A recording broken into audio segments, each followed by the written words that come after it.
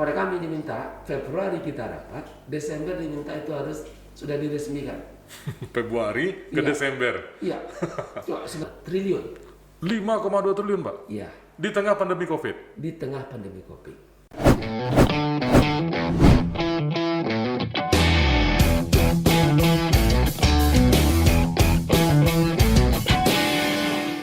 Berikutnya, Oke. ya Tenayan sebagai destinasi wisata budaya. Ini kan, jadi kawasan Tenayan tadi itu akan menjadi wisata budaya. Maka apa yang kita bangun di sana? Insya Allah, ini kita sedang mempersiapkan pembangunan Menara Nasional Bahasa dan Museum Nasional Bahasa. Di kawasan perkantoran Tenayan tadi, Pak. Ya, ya, dengan luasan lahan 10 hektar. Ya, di sini kenapa kita membangun Monumen Nasional Bahasa?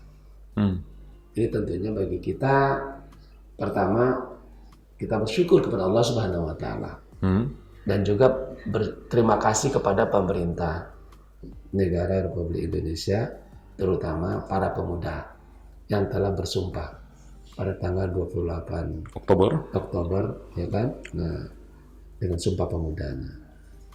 Bahasa Indonesia menjadi bahasa pemersatu, yaitu bahasa Indonesia.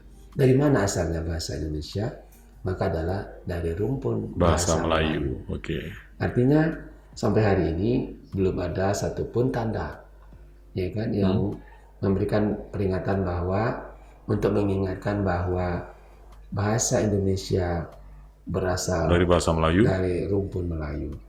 Kalau dibandingkan populasi Puak Melayu di Indonesia, ini adalah populasi masyarakat yang minoritas dibandingkan dengan Populasi, suku-suku oke. lain, ya suku Jawa misalkan, dengan populasi tertinggi di Indonesia. Namun bahasa Melayu diberikan kehormatan menjadi bahasa pemersatu di NKRI yang kita cinta ini. Maka oleh sebab itu, ini mestilah kita berikan tanda kehormatan dan juga syukur. Maka kita bangun rencana tadi Monumen Nasional Bahasa dan juga Museum Nasional Bahasa di Tenayan. Dan nanti kompleknya itu kalau kita lihat dari atas, maka akan terbaca Iqra. Kalau kita foto dari atas, ya. Ya kan, itu nanti museumnya dan komplek itu ya akan terbaca itu nanti itu Iqra. Sejauh ini sudah tahapannya sampai di mana nih, Pak, pembangunan? DD, sedang proses DD. Proses DD, ya. Insya Allah tahun depan sudah bisa dimulai tahapan pembangunan fisiknya. Nah, kemudian berikutnya untuk Tenayan tadi, maka di samping untuk industri pariwisata, ya kan, itu gerbong yang kedua. Maka gerbong yang ketiga nanti adalah kawasan bisnis. Bisnis, ya? Ya, hari ini kita sedang mempersiapkan calon-calon investor yang akan masuk di dalam membangun CBD, Central District, ya. Nah, ya, jadi development. Jadi membangun pusat bisnis. Nah, ini kita juga mengundang, sedang dalam berproses hari ini, mengundang para investor-investor yang jago membangun kawasan Jabodetabek. Berinvestasi dalam membangun properti, mengembangkan kota-kota di metropolitan Jabodetabek. Jakarta, Bogor, Depok, Tangerang itu, Pak, ya? Puncak dan Cianjur. Sekarang tambah wilayah. Tambah lagi, iya. Puncak dan Cianjur, jadi Punjur. Jabodetabek Punjur.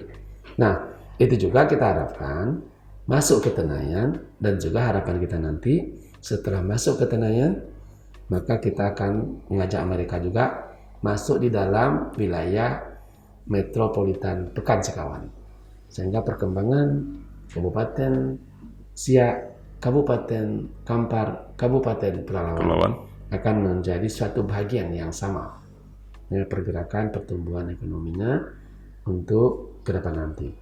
Sehingga dengan dukungan infrastruktur, ya, terutama untuk accessibility, jalan tol Sumatera sebagai penggerak ekonomi nasional di wilayah Sumatera. Kemudian didukung nanti juga dengan kawasan industri yang tadi yang kita sedang bangun. Kemudian juga ini nanti akan memberikan pengaruh kepada pergerakan ekonomi di bidang-bidang lainnya, dan ini juga yang akan mempercepat kawasan Pekanbaru Metropolitan Pekan Sekawan ini. Ini alhamdulillah, tentu kita kemajuan yang akan terjadi di Pekanbaru ini tidak lepas dari pengaruh kemajuan ekonomi nasional dan juga pengaruh ekonomi dunia. Berbicara Pekanbaru, ya kan, tidak hanya dalam lingkup wilayah administrasi Pekanbaru, tetapi kita nggak bisa lepas dengan Pekan Sekawan, Siak, Kampar, Pelalawan. Tentunya juga tidak lepas dari Provinsi Riau. Iya. Maka oleh sebab itu, ini tentu kita juga akan memperhatikan bagaimana posisi Indonesia ke depan dalam waktu, ya kan? Dalam bagaimana roadmap-nya kita ke depan. Maka di sisi ekonomi, Pulau Sumatera adalah pulau dengan kandungan ekonomi, potensi ekonomi terbesar di nasional nanti di Indonesia untuk yang ke depan.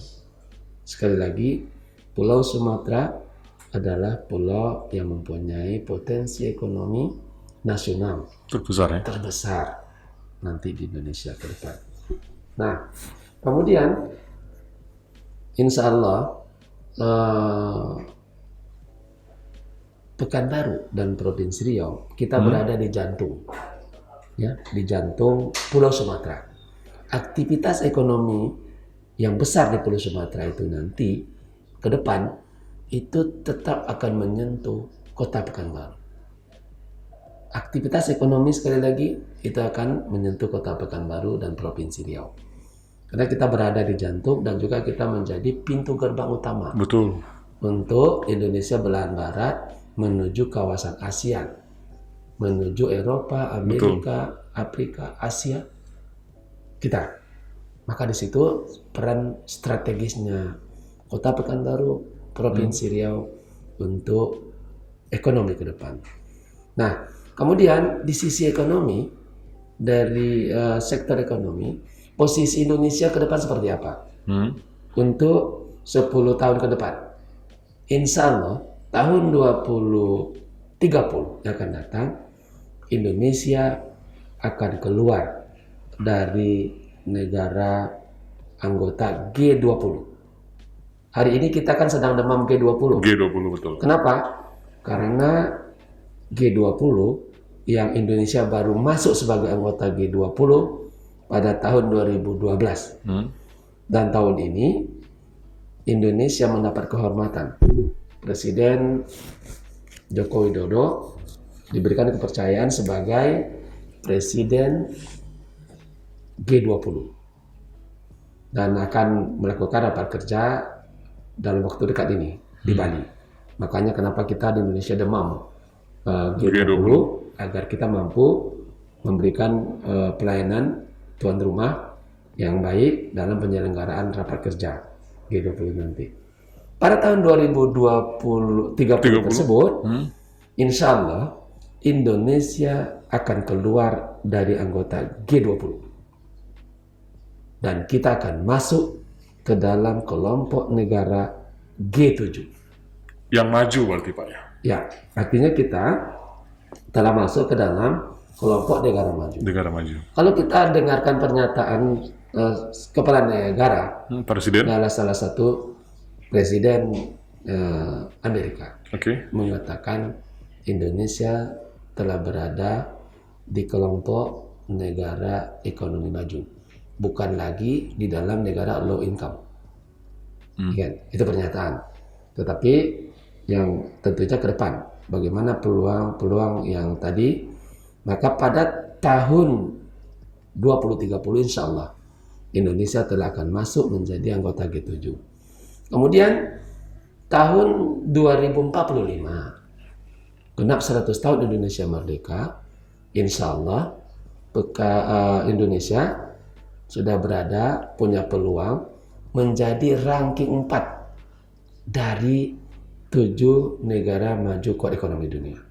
Diperkirakan mana saja itu 1 sampai 4. Yang satu itu insya Allah itu Tiongkok, Cina, ya kan? Tiongkok. Yang kedua India, yang ketiga Amerika, dan yang keempat Indonesia. Berarti satu tingkat di bawah Amerika. Ya, ya kita sudah dengan Amerika, ya kan? Amerika. Makanya Amerika telah menyatakan dari tahun 2021 yang terakhir, akhir tahun yang lalu, mengatakan bahwa Indonesia ini sudah bagian dari mereka, begitu ya? Indonesia sudah negara maju, bukan lagi low income, itu kata beliau. Nah, maka oleh sebab itu, ya, tahun 2045 kita sudah berpeluang untuk menjadi ranking 4. Maka bagaimana dengan Pekanbaru? Kaitannya di sini betul. Ya, bagaimana dengan kaitan Pekanbaru? Kami telah memperhitungkan prediksi penduduk kita. Hari ini kita kurang lebih 1,2 yang tercatat dan tidak tercatat di Dukcapil. Ya. Dan Pekansikawan di atas 2 juta. Nah, 10 tahun akan datang, Pekanbaru akan berpenduduk di atas 3 juta. Ya kan? Dalam 10 tahun akan datang, ini akan tumbuh lebih dari 1 kali atau 100%. 1% dari jumlah penduduk sekarang, ya kan? Ya, mungkin 1,5% lebih, ya kan? Atau 1,5 kali ya, lebih dari 3 juta. Kemudian 2045 itu Pekanbaru, kalau menurut tata ruang kita 2040, 10 tahun berikutnya lagi, 2040, Pekanbaru itu nanti sudah berpenduduk hampir 5 juta. 5 juta jiwa? Iya. Kemudian Pekansikawan itu sudah berpenduduk jauh lebih besar lagi. 2045 artinya 24 tahun dari sekarang, ya, Pekanbaru akan berpenduduk di atas 5 juta. Dan di Pekansikawan kita akan berpenduduk di atas 8 juta. Maka kawasan yang berpenduduk di atas 5 juta itu sudah masuk ke dalam kelompok kota megapolitan. Artinya hari ini Pekanbaru sedang bertransformasi, menjalani perubahan, pergeseran dari masyarakat kota metropolitan menuju kepada masyarakat megapolitan. Maka oleh sebab itu pemerintah kota Pekanbaru, pemerintah kota Kabupaten Pekansikawan, pemerintah Provinsi Riau tentunya sebagai koordinator pemerintah daerah otonom di Provinsi Riau, gubernur juga sebagai wakil pemerintah pusat di daerah, mempunyai kewenangan yang besar di dalam membina dan juga mengembangkan kawasan metropolitan Pekansikawan ini. Maka oleh sebab itu kita mau dan tidak mau, ya siap atau tidak siap, ini negeri akan menjadi negeri yang megapolitan. Maka kesiapan itu semua kita pertama mempersiapkan pelayanan kesehatan kepada masyarakat untuk kita mampu menjadikan masyarakat kita masyarakat yang unggul. Ya, masyarakat yang unggul itu dikatakan salah satunya adalah sehat jasmani dan rohani. Betul. Yang kedua, pelayanan pendidikan. Karena pendidikan dan keterampilan kita harus mempersiapkan lembaga-lembaga pendidikan, ya, maupun formal dan informal, serta juga lembaga-lembaga pelatihan, balai-balai diklat harus. Maka tadi kenapa kita penting untuk menambah adanya politeknik negeri khusus untuk industri, ya kan? Ini yang kita lakukan di sana. Kemudian sekali lagi tentunya harapan kita, peluang yang akan ada di depan kita harus mampu kita lihat secara cerdas, ya kan? Tentunya juga harapan kita, kalau kita sudah paham, kita sudah sangat memahami, maka tentu strategi akan lebih tajam. Maka kerja keras, kerja cerdas, kerja ikhlas dengan melahirkan inovasi-inovasi dan juga dengan pemanfaatan teknologi IT untuk mencapai sebuah kemajuan. Insya Allah Indonesia tangguh, Indonesia maju, Indonesia tumbuh akan dapat dicapai. Amin, amin. Pak Wali, orang kan banyak kenal Pak Wali ini sebagai wali kota Pekanbaru yang sudah 2 periode. Habis itu kemudian orang tahu Pak Wali ini mantan kepala dinas PU Provinsi Riau. Nah, kalau boleh tahu sedikit nih Pak, sebenarnya Pak Wali itu memulai karir di dunia birokrat dan dunia politik ini sejak dari mana? Pernah nggak waktu kecil itu Pak Wali itu bercita-cita, oh nanti saya akan menjadi seorang wali kota, atau sebenarnya cita-cita Pak Wali itu apa dulu kalau boleh tahu dari kecil itu? Saya kira ya saya sebagai seorang anak desa ya samalah ya dengan anak-anak desa lainnya. Nah, tahun 70-an, saya lahirkan tahun 60. Iya. Di desa mana Pak Wali? Di desa Muara Uwai, ya kan? Kecamatan Bangkinang, Kabupaten Kampar. Oke. Dan saya bersekolah di SD Negeri 08 di depan lapangan Merdeka, ya di samping kantor Kodim. Yang hari ini sekolah itu tidak ada lagi karena sudah digusur Pak Jepri. Bupati Kampar Tempat sendiri. dengan rencana sangat baik, yaitu Waterfront City Kota Bangkinang. Yang walaupun nostalgia saya hilang, tetapi kan dengan rencana Waterfront City di Bangkinang, walaupun tertunda, saya yakin dan percaya nanti akan ada pemimpin yang akan melanjutkan, karena itu adalah potensi yang terbaik untuk mengembangkan ekonomi di Kota Bangkinang itu sendiri. Nah, dari sana saya melanjut ke SMP, SD 8 ke SMP 1 Bangkinang. Ya karena memang satu-satunya SMP. Cuma satu itu. Ya kan? Pada saat itu hanya satu-satunya SMP. Nah, kemudian saya tamat SMP tahun 77. Kemudian ayah saya berkeinginan saya menjadi Andemar. Apa itu Pak Wali? Ya, Andemar, makanya saya juga nggak ngerti apa itu Andemar zaman itu ya. Nah, baru dengar istilahnya nih, agak familiar, kurang mulia. Saya bilang, kenapa kata-kata saya kira-kira kalau saya kutip ya? Pidau, waang, PCL lemah. Waang panakui, ya kan? Waang tidak akan bisa menghidupi kehidupan waang dengan bekerja menggunakan otot. Menggunakan tulang yang 8 korek nih, ya kan? Tetapi bila kita bekerja dengan menggunakan otak, maka kita akan mampu memberikan kesejahteraan kepada orang lain. Tetapi bila kita bekerja dengan otot, maka kita untuk makan kita sendiri saja dan keluarga juga sangat sulit. Nah, kalau sebab itu ayah pengen tahu mampu bekerja dengan otakmu dan jadilah Andemar. Silakan, walaupun nggak ngerti apa Andemar itu. Kemudian itu pertama ya, tapi motivasi dari orang tua. Artinya bekerja dengan otak, memberikan kesejahteraan bukan hanya kepada kita, tetapi juga kepada orang banyak. Bekerja dengan otot ini untuk makan kita saja itu sudah sulit. Bagaimana dengan memberikan kesejahteraan bagi orang lain? Itu dulu kata kuncinya. Kemudian zaman itu kan zaman yang sangat sulit. Apalagi kalau tentang informasi. Sementara kita tahu siapa yang menguasai informasi, itulah yang akan mendapatkan kemenangan kan dalam kompetisi.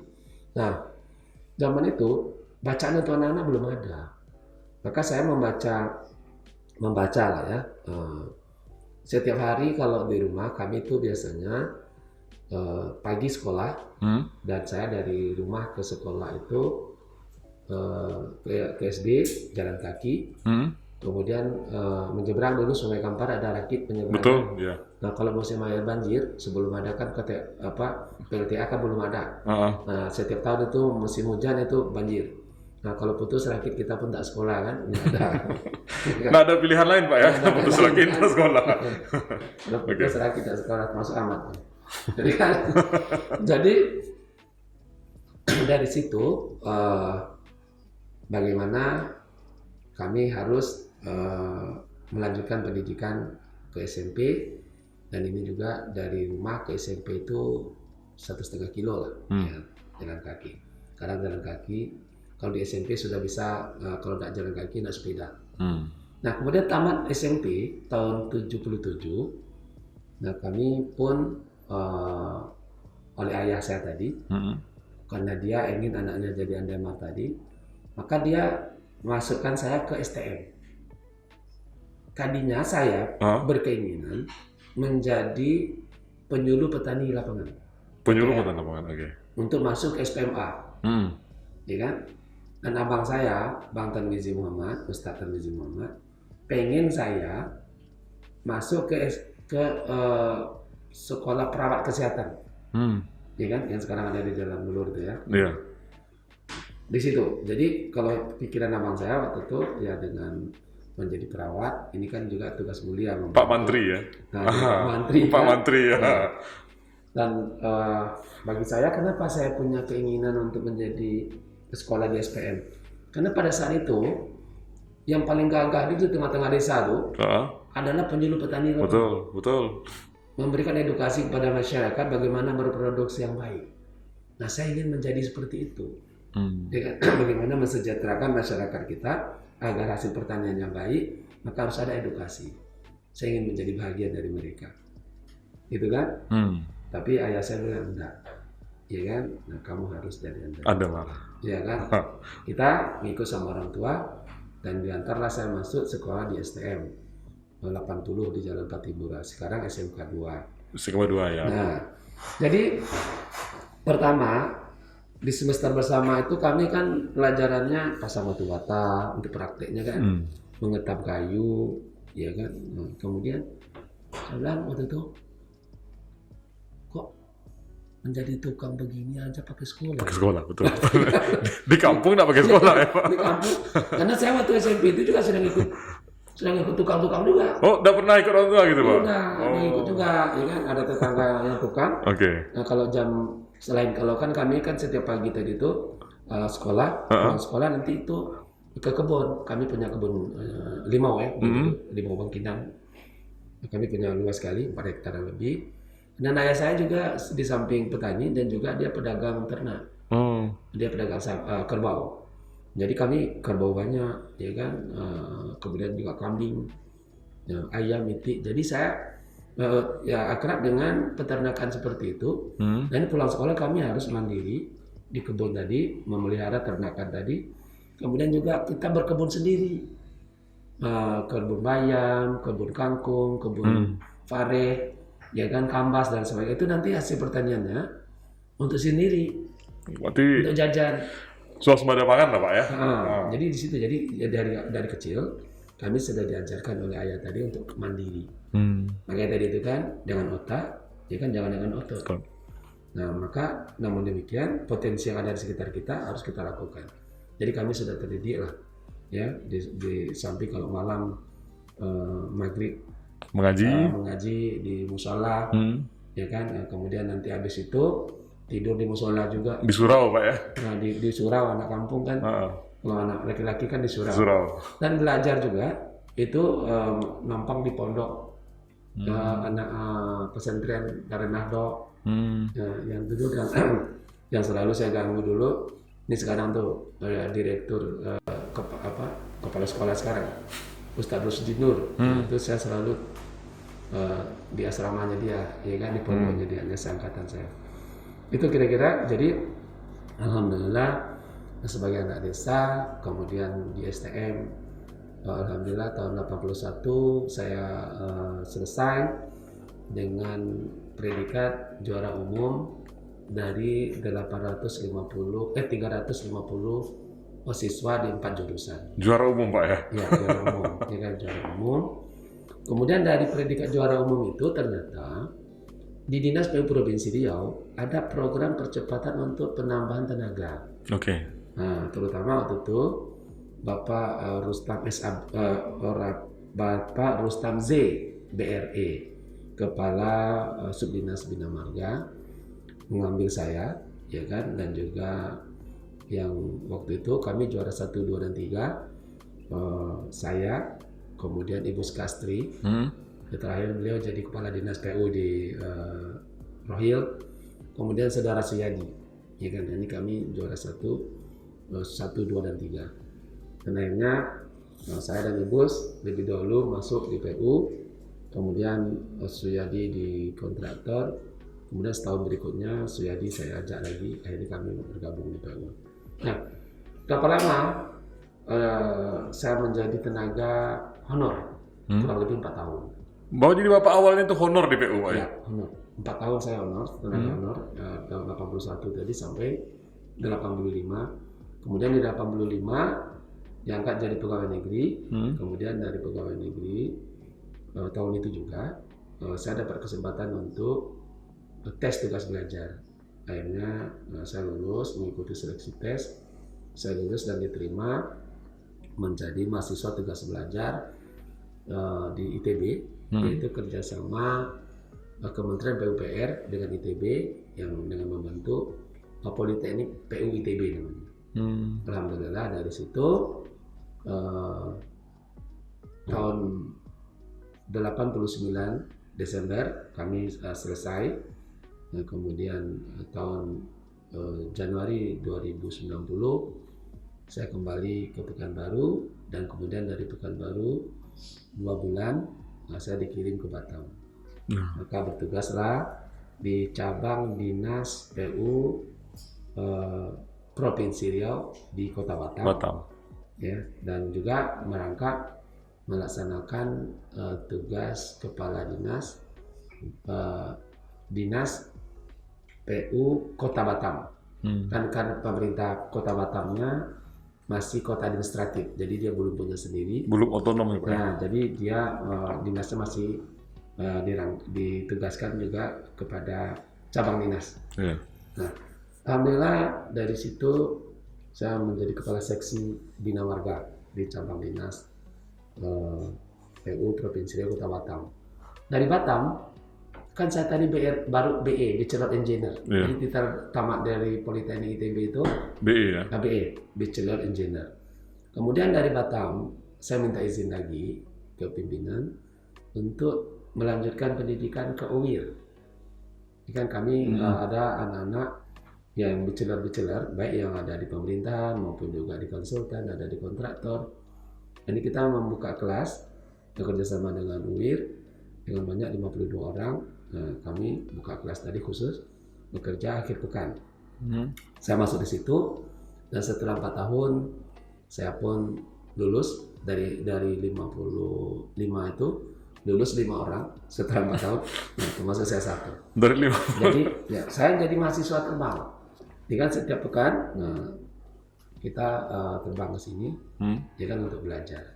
Ya kan, alhamdulillah setelah selesai, kemudian saya diwisuda April, kemudian di bulan Oktober naik pangkat dari golongan 2 ke golongan 3. Ya kan? Januari saya pun diberikan kepercayaan menjadi Januari 1995 ya. Saya diberikan kepercayaan menjadi kepala cabang dinas PU Provinsi Riau Kota Batam, ya kan? Dan juga merangkap tadi menjadi kepala dinas PU Kota Batam. Berarti 2 jabatan dipegang waktu itu? Ya, dengan usia 34 menjelang 35. Oh, masih muda Pak ya? Ya, dengan pangkat 3A 4 bulan. 3A 4 bulan. Jadi pada saat itu saya diberikan kepercayaan di usia muda, di pangkat muda, ya kan, hanya 4 bulan 3A, ya kan, yang paling rendah, dan sebuah kepercayaan. Jadi trust itu sangat penting. Pimpinan memberikan kepercayaan, alhamdulillah saya menjalankannya dengan baik. Nah, Pak Wali, dengan sekelumit dinamika perjalanan Bapak, mulai dari desa tadi, akhirnya bersekolah di kota dan bertugas di Pekanbaru dan juga di Kota Batam. 8 tahun di Batam. 8 tahun di Batam. Iya. Apa poin yang Bapak tangkap untuk menuju tangga sukses itu, Pak? Bagi generasi muda itu, apa poin yang paling penting yang Bapak bisa berikan kepada mereka, Pak? Pengalaman saya tadi, yang paling utama adalah kekuatan dalam keluarga. Oke. Kekuatan Dalam keluarga. Oke. ini bagi orang tua ya. Ya. Nah, ini saya ingatkan Nah, kepada ini. saudara-saudara orang tua. Kesuksesan anak itu sangat ditentukan, fondasi utamanya adalah ketahanan keluarga. Oke. Di rumah tangga itu adalah benteng utama untuk kesuksesan. Untuk membangun SDM yang unggul itu benteng utamanya adalah Keluarga. keluarga. Ya, makanya membangun karakter, membangun akhlakul karimah, membangun karakter yang baik itu di rumah tangga. Menanamkan iman, ya kan? Menanamkan cinta kepada ilmu pengetahuan, menanamkan kepada cinta buku, ya kan? Meningkatkan daya dan juga minat baca yang besar, itu semua dilahirkan dari keluarga. Ya, sekali lagi semua itu Berawal dari keluarga. berawal dari keluarga. Kenapa? Karena rumah tangga itu, ya, orang tua, ayah dan ibu adalah guru pertama bagi anak-anaknya. Rumah tangga itu adalah sekolah pertama bagi anak-anak. Oke, tadi ada pesan dari ayah Pak Wali itu, kerja itu lebih baik pakai otak daripada pakai otot. Nah, kalau dari ibu, apa yang paling Pak Wali ingat sampai sekarang ini? Apa pesan orang tua Pak Wali yang dari ibu tadi yang paling Pak Wali ingat sampai sekarang? Ibu selalu memberikan dorongan kepada kita untuk senantiasa akhlak, Oke. ya kan? Maka sopan santun kepada orang tua, menghormati orang lebih tua, ya kan? Bagaimana kita bergaul dengan masyarakat. Jadi ibu lebih membangun akhlak. Kan mak saya enggak bisa baca, mama saya buta huruf, ya kan? Ya kan? Nah, jadi dia lebih memberikan bimbingan untuk bagaimana membangun akhlak yang baik. Arti membentuk karakter tadi Pak ya? Ya, di situ. Jadi makanya tadi benteng pertama adalah membangun SDM yang unggul. Pertama adalah lingkungan keluarga, yang kedua lingkungan sekolah, dan yang ketiga lingkungan masyarakat. Nah, ini juga yang kami terapkan di dalam membangun Pekanbaru. Nah, konsep membangun smart people, maka itu juga yang kita bangun adalah pertama penguatan keluarga. Maka kecukupan gizi dalam keluarga. Maka pemberdayaan semuanya itu kita pemberdayaan pertama berbasiskan, ya kan, kekuatan keluarga. Nah, dari situ kemudian masuk ke lingkungan sekolah. Ya kan? Nah, SDM yang unggul setelah di keluarganya bagus, kemudian masuk ke lingkungan sekolah. Kemudian setelah lingkungan sekolah, masuk ke lingkungan masyarakat. Maka di lingkungan masyarakat ini kita lahirkan dua kegiatan pemberdayaan. Yang berlokuskan pertama di rukun warga. Pemberdayaan masyarakat di rukun warga.